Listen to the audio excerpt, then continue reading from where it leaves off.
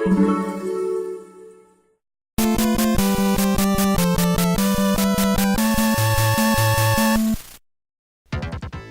back, guys, to another Friday Gamer Log. As usual, I'll be talking about the games that I've been playing, games that will be coming up in the direct future for YouTube, and any games that I have bought or want to buy. So, without further ado, let's get this thing started. Alright, as far as Pikmin 2 is concerned, I did a little bit more work in that over the past week.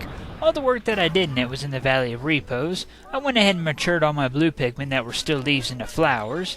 I went in and explored the rest of the area after that. I defeated all the enemies that I came across, and I also went ahead and had the blue Pikmin build the bridge. That way all the other Pikmin can cross the body of water that they couldn't drain. The blue Pikmin did almost all the work throughout Day 8. I found a treasure that I tried to take back to the ship, but I wasn't able to get it all the way back there before Day 8 ended. I almost got it there, though. We'll get to that in just a minute, though. I found another cave while I was exploring the area, but I haven't traveled through it yet.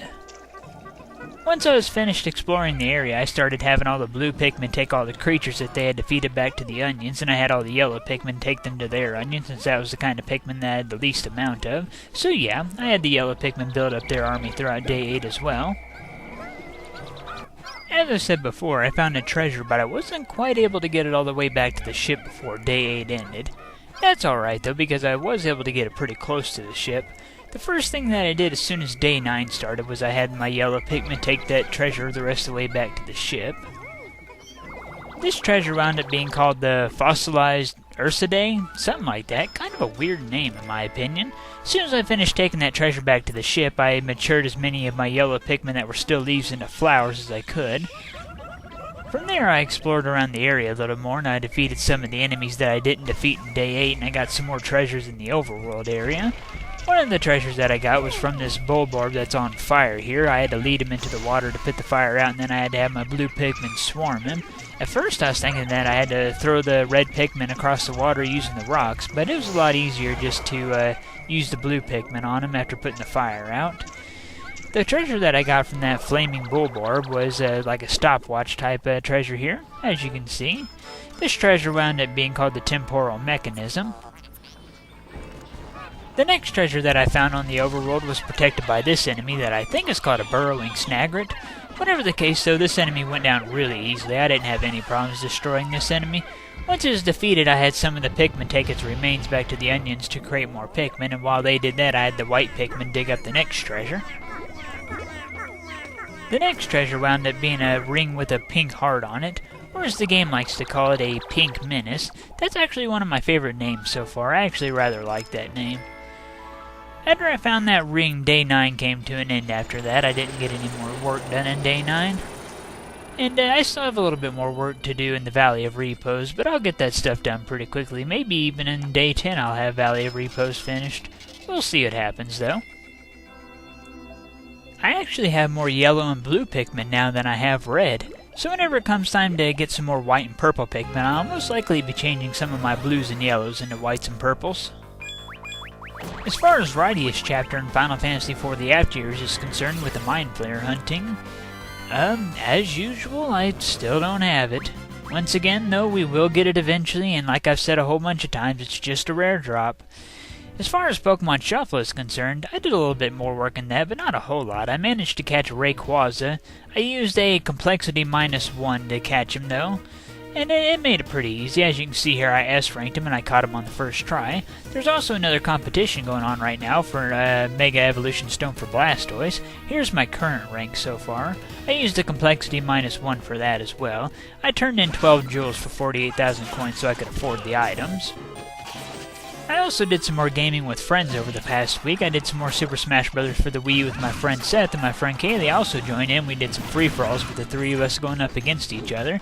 Kaylee hasn't played a whole lot of Super Smash Bros. For the Wii U, so she's just kind of getting used to it. But it was still a lot of fun to play free-for-alls, though.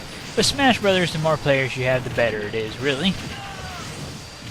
I'm really excited for some of the DLC that was announced for this game. I'll be getting Mewtwo here in a few days since I bought both versions of the game and registered them on Club Nintendo. I'll be getting an email with a download code for them, so I can download them for free, so that's really nice.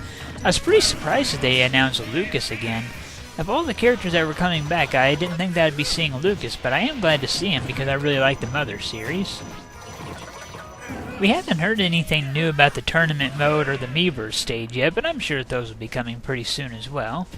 Coming up this week as far as YouTube gaming is concerned, we're going to be making more progress in the Blind Run of Metroid the Other M for the Nintendo Wii.